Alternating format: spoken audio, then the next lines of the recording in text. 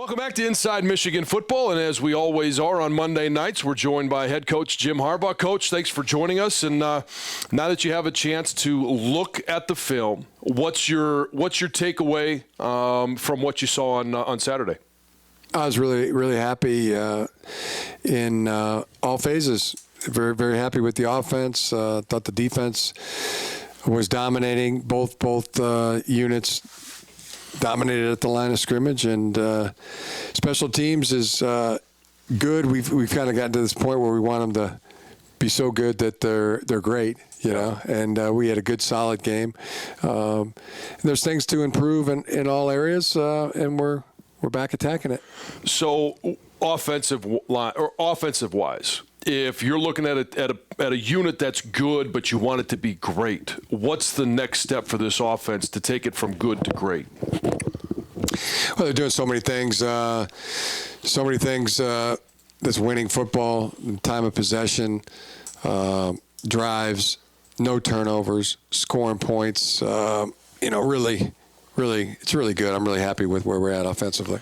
And then you look at J.J. McCarthy, and you mentioned the no turnovers. I think one of the most impressive things is how well he has taken care of the ball. Are you at all surprised with a young quarterback how poised he has been and how well he has valued possession of the football? Yeah, you never know until they're out there playing every game, playing every snap. We knew he was very talented, but his poise has been remarkable, whether it's on the road, at home, behind, ahead. People chanting JJ, JJ, we love JJ, or whether he's getting booed, hit. It's just been great. I mean, if he's got the protection, somebody's open, he's going to find him and hit him. It's been good to watch, and he keeps getting better too. He keeps improving every week. Super happy. You mentioned the protection, and I was just looking at a stat that Dave Abeloff and Chad Shepard sent me, that even when he gets hit, he's on average got just over 4.5 seconds of protection. When you look at this offensive line and the fact that I know Trevor Keegan couldn't go last week, so Gio goes in there, and who's performed extremely well throughout the course of this year. At Rutgers, it was Jeff Percy stepping in. Carson Barnhart has stepped in. When you have that many different combinations, how good has this offensive line been? Simply because if you've got 5 guys, you're looking at it going, what's that? 4.5 seconds of 4.5 seconds before you've had. I think there's 12 sacks and 10 pressures, and there's 4.5 sacks or 4.6 seconds before the quarterback is hit on average. Not every time, but on average. On average per pass play? Yeah.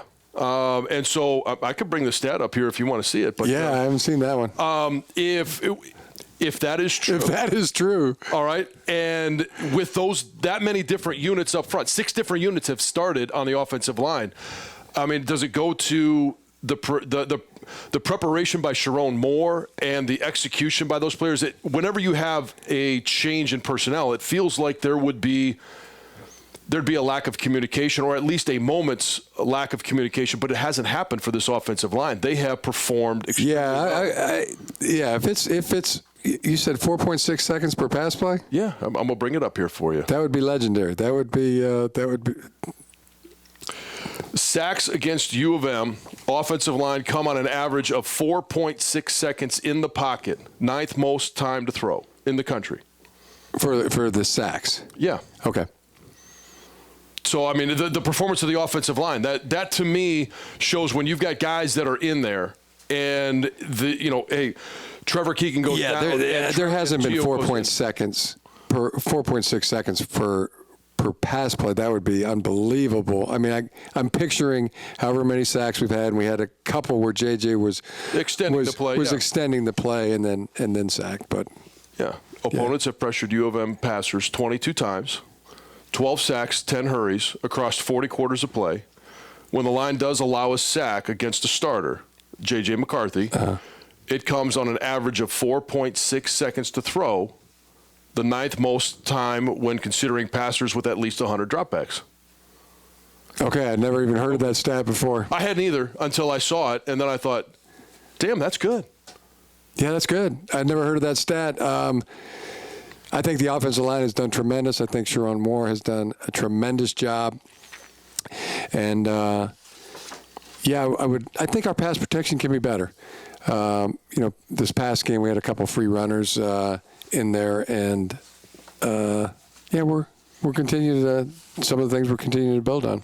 Blake Corum has been an absolute workhorse. 28 carries this past week. He's had 30. He's had 33. And he's obviously in the Heisman conversation. You've talked about that. What sets him apart from some of the other players in this country? The amount of first downs he picks up, the amount of yards he gets after contact. There was a time there maybe 4 or 5 games ago where I would have thought, he deserves to be in New York for the Heisman Trophy. Now I think he's the front runner for it. Mm-hmm.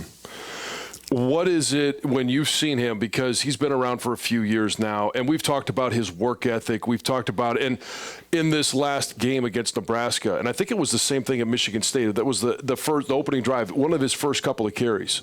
That you mentioned that yards after contact. It feels like there's a pile that is on top of him, and he just keeps moving it forward for first downs. Yeah, and it's this past game maybe 4 or 5 times where it was a 2-yard, 3-yard gain, and then he's moving the pile. The offensive line is pushing, and past the first down, they go averaging, 5 yards a carry, and then 7, and then 9. I don't think there's a better back in the country right now than Blake Corum. He's having a tremendous season. He is having an MVP type of year. He's having a Heisman Trophy type of year. Is this as deep of a team? We just mentioned the offensive line and the different combinations. I know Eric All started the season, but he hasn't played much, and he's out. Luke Schoonmaker missed last week. Blake Corum has been a workhorse, but Donovan went down, and then all of a sudden you got Isaiah Gash in there, C.J. Stokes, tight end position. You're so deep. Is this the deepest team that you've had in terms of reliable talent that can go in there with experience? It's really good to see, the guys getting in and playing and having those opportunities. I know I talked about it a couple weeks ago on this same show where the depth at each position group, whether it was defensive line or edges, linebacker in the secondary, tight end room, running back room now, seeing Donovan have the success, and then guys like Tavi Dunlap come in, know the protections, get in there and run and rip off some 12, 15-yarders. Isaiah Gash, C.J. Stokes. Great to see when they have really good players ahead of them that, they're still working in practice to improve, and when they get their shot, they're hungry and go in and do a great job. Depth is really good. Yeah. I want to take a quick break because when I come back, I want to talk a little bit about the defense, but I also want to talk about some of the guys that are going to be playing their last game in the Big House Senior Day on Saturday. And when we come back, we'll get a chance to talk and hear Coach Harbaugh's comments on those guys. Tonight's show is brought to you by Meijer, presenting sponsor of the 2022 Michigan football season and proud supporter of hundreds of local sports teams across the Midwest. This is Inside Michigan Football from Learfield.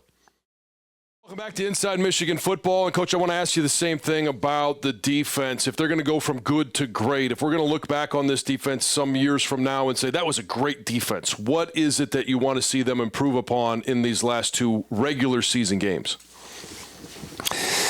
Well, this last 2 games have been really, really good. Amount of first downs that they're giving up, probably can go into some stats. I'm waiting for you to pull out another stat, like I've never heard of it. Let me see if I got one. I think they're doing great. I think they're really playing well. And as I told the team today, I thought that the defense is, just keep doing you. Anything we want to get a little bit better at, let's just work a little harder at it. We had 1 or 2 in this past game. We just weren't playing the right defense. We had a guy that didn't hear the call, didn't know the call, and we had the perfect call on. And but there's been very, very little of that. Guys are playing hard. It just keeps showing up how hard they're playing. To me, they're great. They're playing great. It is a great defense, and I told them that today too. That the offense is really helping. The offense is really helping. There's no turnovers. There's they usually face a long field when the opposing offense is up there going against them. I want to see that continue. I mean, I think that helps make a great defense. The second half defense has been outstanding. So is the first half. So right now, good, really good. Keep it going. It's kind of scary good how good they're playing. At the end of the month, or at the end of December, about a month from now, is National Signing Day, and for the past few years, you and I have sat down and we talk about, the players that you sign, and you obviously see these players a lot more than I do, but we're coming to Senior Day. Mm-hmm. And it is from one end, hey, scholarship offer, here's my letter of intent. They show up on campus.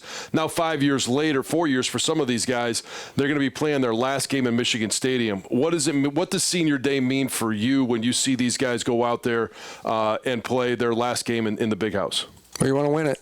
That's yes, you do. You want to win that one and go out. It can be a very, very emotional thing. I mean, it usually hits you like after the game's over, and that you played your last game in the Big House, and you sure want that to be a good, memorable, winning experience. I want to ask you about some of those guys, and I know some of them may have, with the COVID, a year of eligibility left, and who knows what happens next year, but a guy like Mike Barrett, who has played so many different roles on this team, what's the when you hear his name, what comes to mind? I'm just so happy that Mike has found a real true position at inside linebacker. Tremendous special teams contributor. Just to see him having success playing football, and I think he's going to play football for a long time. He may come back next year, or he may take his services to the NFL. We'll see, but I think there's going to be more football for him after this season. Another couple of guys, Jamon Green and German Green. I know that whenever I see them, I always see the other one right there. What's it been like having the Green brothers as a part of the program? Two incredible brothers. My memory always goes back to when they were freshmen and they were on the scout team. The first day it snowed, I look over and they're doing snow angels on the turf. Stop practice. What are you doing? We have a huge game coming up this weekend. You two are doing, Coach, we've never seen snow before. Yeah, they're from Texas. So much contribution from both of them. And they could come back. I mean, one or two or both. You don't know. They got another year of eligibility. We'd love for them to come back, but gritty competitors. How many times they've got this quality of they don't. It's almost like a Gumby kind of thing where you think they're hurt, or they have some guys get a high ankle sprain and they're out for 6 weeks. Yeah, the Green brothers might be out a practice, or a half a practice, and so they're back. Saying they're made of rubber. Yeah, I mean, German's got a knee brace. He's going to have to, I think he needs a surgery when the season's over, but he's able to play. Just some guys are able to improvise and play, and those two have the quality, like I've never seen in any other player I've ever coached. I mean, there's times where they're down, out, limping off, and then they're back in 2 plays later. It's the healing powers of the two brothers is off the charts. Your offensive tackle, your left tackle, Ryan Hayes. I know I saw him play basketball when he was in high school as a tight end, and then you bring him here, you bulk him up. He's starting at left tackle. Just what have you seen from him throughout his time? Another great story of tight end. Many of the doubters, even had coaches at the time here. No, we can't take him. Don't take him and Jalen Mayfield. They're both too. They're not big enough. And They're really athletic. Yeah. They're going to be good. Trust me. You will thank me later. So yeah, I kind of chalked that one up for seeing and kind of been to that movie a few times where I knew both Jalen Mayfield and Ryan Hayes would be good players. Had a really strong feeling they would, and even though even the many of the prognosticators and recruiting experts were doubting and the 3-star, all that kind of stuff. So it's really good. I mean, he's Ryan last year. I mean, he was one of those seniors last year that and leaders that I really felt the team just was such a strong leader on that team, and now he is again this year. I mean, he's kind of a quiet, stoic, by example, tremendous player, and he's been doing that again this year. So yeah, it's big soft spot in my heart for Ryan Hayes. Love him. A couple of tight ends, Luke Schoonmaker, who's a 5th-year guy, and then a 6th-year guy, Joel Honigford, who obviously came in as an offensive lineman. He leaned up. Now he's a tight end. Any chance we might get a chance to see him in the end zone in the last couple of weeks? I hope so. You just keep throwing out my favorite guys here. They're all guys that people. Boom, the tight end. What are you thinking, Coach? I think he's going to be a really good tight end. Let's move him there. No, we can't do that. We got other good tight ends. Well, I'm going to make an executive decision here. Joel, you want to play tight end? Yeah, Coach, I really would. Okay, you're playing tight end now, and watch him, really playing good football, contributing like he is. I'm not trying to take a deep long bow here, but. Yeah. But also Joel, I mean, then he grew his hair out and he leaned up, and he just his whole personality's now changed from an offensive lineman to a to a skill guy, to a big skill guy. It's been fun, and one of our engineers, one of our really, really smart guys. So I think he can. This isn't going to be his last year of football too. I think he can play at the next level, and then he'll have a tremendous engineering career after that. And I'm just going to bring up one more guy because we're just running out of time. But and the funny thing for me is when we do talk about these guys on National Signing Day, you are as excited as you are now. And then I ask you about these guys, and you've got these stories, you got this smile on your face. I really wish people could see more of this. I'm going to ask you about another guy who had a tough break last year, and I know he's got eligibility left, but he is a 5th-year senior. That's Ronnie Bell. Captain this year. How special has he been to this program? Yeah, so good. As you know, didn't have a football scholarship when he was coming out of high school. He was going to play basketball, and my brother-in-law Jimmy Kane had told me about it. I said, "Hey, there any good football players in Kansas City?" He said, "Yeah, Ronnie Bell, and he's really good." I looked him up, no scholarship offers, and then watched his tape, and yeah, I really like this guy, but no offers. I figured he didn't have grades, but then it turned out he was like a 3-1. Well, he must have committed some kind of crime or something. No, very young gentleman. He's been great. It's also a tip of the cap to the 21 offense that they were as good as they were without Ronnie Bell. Mm-hmm. He's been tremendous. He's gonna go into the NFL next year. He's already got a Senior Bowl invite, but he's having a tremendous season. It's another feel-good story, and one that I share with my in-laws in Kansas City. Yeah, tell them thank you. Thank you. And I lied. I got to ask you about 2 more guys. And I got to give the special teamers a little bit of love. But Brad Robbins, a 6-year guy, Jake Moody, a 5th-year player. And they've really, and when you talk about making your special teams go from good to great, they've been a huge part of being great. Great leaders, great players. Just the best. Brad Robbins is a coach. He is that much of a leader on our football team. I mean, he's a Coach Herb disciple. And same haircut. He does have the same haircut. Tremendous example. But I mean, very philosophical. He could be a Navy SEAL. I mean, that's how squared away Brad Robbins is, and maybe he will be someday. I don't know. But he's been a tremendous kicker, and he's going to punter.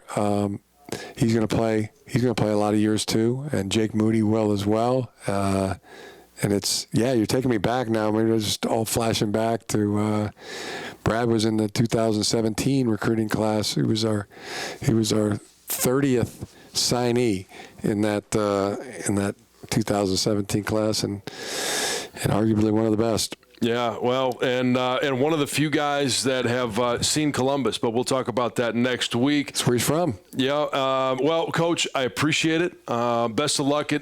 Real quick, what do you think about Illinois? Obviously, your opponent this week. We got sidetracked there with the guys, but what do you see when you watch Illinois on film? They're really good. They go about playing physical football. They tackle. They attempt to dominate the line of scrimmages, both offensive line and defensive line. Really good running back. Darn good football team. Quarterback is good, mobile, and they're playing for a championship down the stretch here, just like we are. So a lot on the line, big challenge, big task ahead of us this weekend. Well, Coach, thanks a lot, and we'll talk to you next Monday. All right, thanks. It was fun, John.